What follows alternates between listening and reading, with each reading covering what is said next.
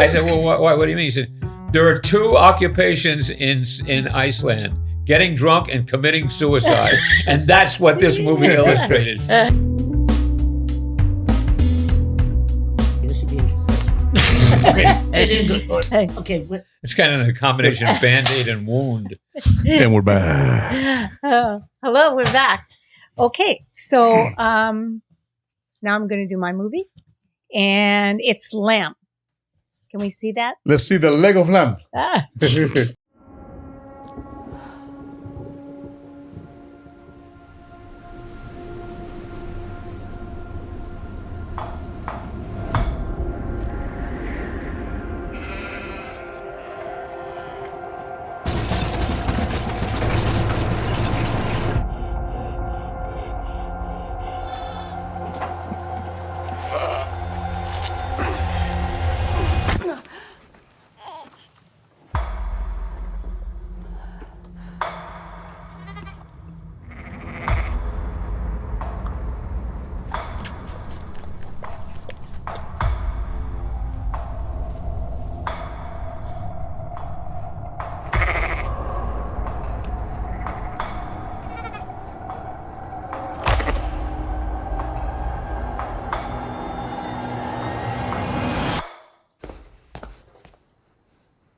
Hún ekki vön okkur nú.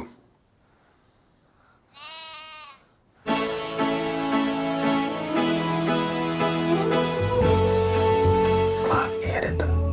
I may not always love you, but long as there are stars above you, you never need to doubt it. I'll make you so sure about it. Farther!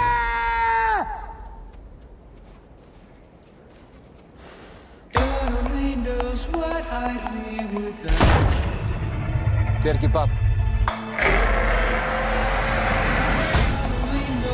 Þetta dýr.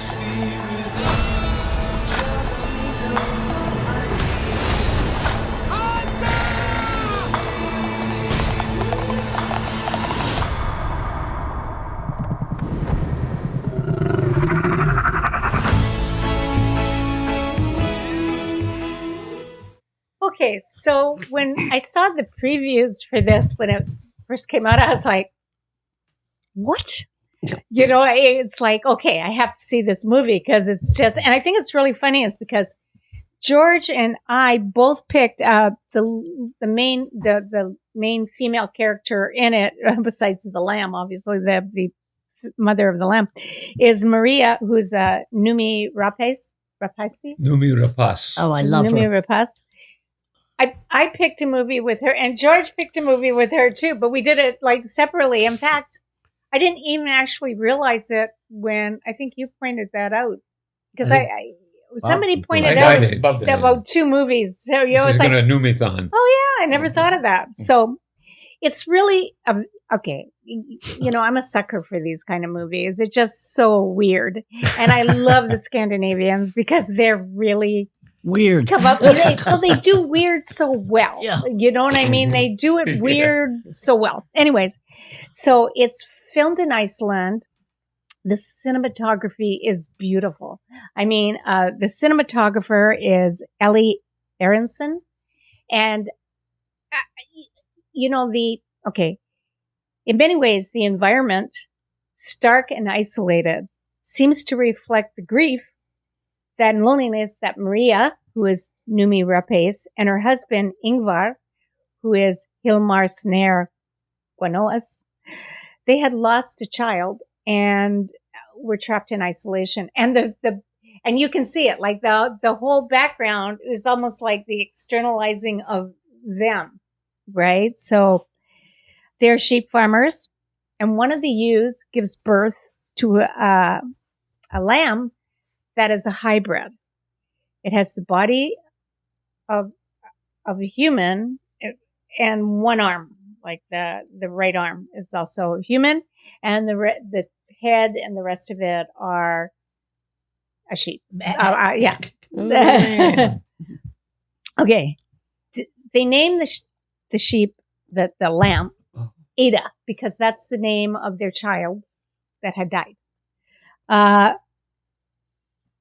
they take the child and they start caring for the child, and they're really happy because it's almost like this replacement child. But the mother of Ada, the hybrid sheep, The birth mother. the real mother, the biological mother, is really constantly trying to, like, give me back my baby. Yeah. Like, it's outside the window. It's like, just bar, like wants that thing. Now, I'm not going to go more into it because that kind of is where it gets weird. And it was just really worth, because your whole time you go, like, where the hell is this going? Like, how could they possibly make this okay? And so it's really worth watching. It's really different. And the people who thought of it as, like, they call it folk horror. Like, it's like based Folklore. on, like, it's based on loosely on Scandinavian folklore kind of stuff. You know, you got the ram and well, so anyways, that's it. The film is really odd and I really loved it. How long was this movie?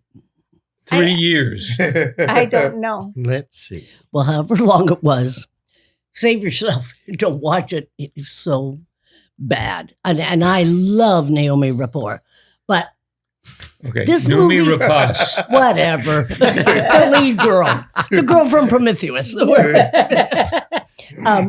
one thing, The girl with the dragon tattoo. Yeah, the girl with the dragon Dragon tattoo, yeah. She's one of my favorite actresses. And so anything with her in it, I'll watch it. But this movie, the endless, and I know that movies always try to reflect the feelings of the people, but at one point you got to move on because it just goes on. And it would have been good if it had gone somewhere. When I saw the ending, I just wanted those, hour and a half of my life back. It was just so stupid. And it could have been so good, like the mother wanting her child back. I mean, I thought it was, especially with the preview, I thought it was going to be the uprising of the sheep to human. I mean, it could have gone a million ways, but it didn't. And so, beautiful scenery. Without giving the ending away, I was going to say that, the person who wrote that story, Right, the last scene, right. that's all he had. He had that scene. He had that person, that thing, That visual. right? That visual. And he wanted to write a story for that visual. Around that visual. Well, then he should have gone back to writing it. He came up with the ending first and then wrote He everything. didn't come up with an ending. He had a picture. That picture was like, wow, that's a pretty awesome picture. Oh. A picture that he saw or a picture in his head? No, it's a Who picture. cares? The picture in the end of the movie. No, but he saw it in Who his said head. to the end of the movie? Oh, okay. Well, he could have taken that picture wherever he had it. He could have done so much more with it. And it was just like, sometimes you can watch these kind of movies, a lot of silence, a lot of not choreography, cinematography, and it leads somewhere. This movie, at the end, I was like, literally, my jaw dropped. Like, this is the stupidest ending I've ever heard. It was like, oh, what can we do? Okay, here we go. It just didn't work for me. Okay. I love her. Okay. Lon. Well, this is a movie. In fact, I think the next movies you're going to see are all going to be existential experiences, basically, and almost parables. I sort of found the movie dull because it's like, okay, it is a Zen experience, which I tend to like these movies. As long as they, like you said, the cinematography is beautiful, but there's this underlying, how would you put it? Sadness? Emotional, Death. thing that's actually in the movie that you feel, and they start manipulating with you. They move it around. They keep moving things around because it's like, do you feel sympathy for them? Well, not really. But then you see certain things happen. Then as, like you said, I don't like you get too much away, but as things happen, things begin to change their perspectives, in my opinion. And then, of course, there's one thing I will say as a spoiler is that, of course, whenever you have a couple that seems to be happy with a certain situation, the outside world somehow invades them, and then something happens. So same case here, but it is sort of fascinating. I I figured where the movie was going. I just didn't Really? know how they were going to resolve it. Right. So I was actually surprised by the ending because it's like, okay. Because that's the one thing when I was talking to Bob about this, that's one thing in the folklore that every single culture seems to have is this thing about an animal and a human somehow merging together. Right. They all, everyone seems to have the man beast kind of story. Right. In their culture, which is sort of unusual because Joseph Campbell brought that up. What are the Did you things say that Joseph Campbell? Yeah. I love what are Joseph the Campbell. ones that what are the story arcs that everyone seems to tell? And he said almost everyone had one of those. So this is, I'm assuming, is an Icelandic version of the Right. story, which means I guess the sheep are most prominent probably on their island. But this was an odd film and it's very hard. I mean, I can see people getting completely bored like Patty was. That she's like, I hate this, I don't like. But to me, it's like it really is an existential experience. You just watch it what they're going through. And I'll say this: I thought Noomi Rapace was good, and that Hilmir Snær Guðnason. I thought they were all, or he was good. The They were couple great. themselves, because that's the only reason I watched the entire movie. Is I'm reacting to them. It's like, oh, how are they dealing with this, or what are they going to do? And then, are they really together on this? Because at one point, you even see that you think that even they're as a couple, after I guess their child died, they're not quite happy together even. So, and of course, Ada, the new Ada now brings in something else to there. So that's why it's I was sort of fascinated just on behavioral of how these two people react. And so that's why I have to give it to these two actors. I thought they were very good playing the role. But like I said, yeah, it's definitely not for everyone. Oh yeah, I really enjoyed the movie. Actually, I thought the movie made a point about two things: about the strength of a motherly instinct, how strong to be a mother Mhm. on both parts. Yes, exactly. And Maria. It also talks about when you play against nature, when you're fighting nature, you're going against nature. You're defying nature too, in a way, because she wants to. She takes in this hybrid as her child. She's actually going against nature. The child belongs somewhere else. So and it shows it, Good point. and her mother instinct is so strong that shows to the length that she goes to keep this child. Yes. And now you're playing going against nature, and things need to balance out. So there will be balance. So to me, I found it That's like a you very said. good way of looking at it. I Yeah, never that thought is about that. interesting. So Yes. that's how, like you said, very existential. I thought it was a really. I didn't want to say that because it's kind of but it does, if you think about it, and he actually pointed this out to me. If you think about it, she did to the creature Oh, no. what Yes. and he didn't hurt her. He Well, took away from him. Things So, balanced yeah. out. There Yeah. was things were balanced out. You did this. There's gonna be an equal thing gonna happen because that's how nature works. Right. So Balance, so yeah. basically, yeah. An eye for an eye. So I enjoyed that part of it. To me, that was more like what I felt with the movie, what he was trying to say. The end. I wish it was. What can I say about this thing? I watch this thing and I see, here's some horses running towards the camera. All of a sudden they turn around and they run away. I said, okay. That's 20 minutes right there. Well, I said, so is there something back there in the snow? And I kept saying, then a sheep gives birth, and I hear a crack, and they look down, and the screen goes black. I go, what the hell's going on here? And so I said, I think I need to look this up. I'm going to go look up, what this movie's about. And it's telling you, these horses run up, and then they sense this evil spirit, and they turn around and run away. And I go, where was the evil spirit? Where was the evil presence? And then this creature is born that's half human and half. Where? I didn't see it. It wasn't on the screen. I mean, I couldn't even follow the movie when I was reading what the plot was.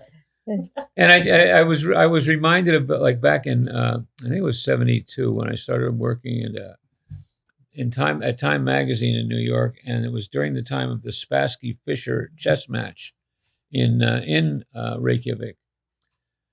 And there was a travel agency across the street from the from the office building where I worked, and they had all these pictures of Iceland there, and I looked at these and I got my wife and I said, let's check this out. Oh yeah. And we're looking and saying, wow, this looks really like an interesting otherworldly place.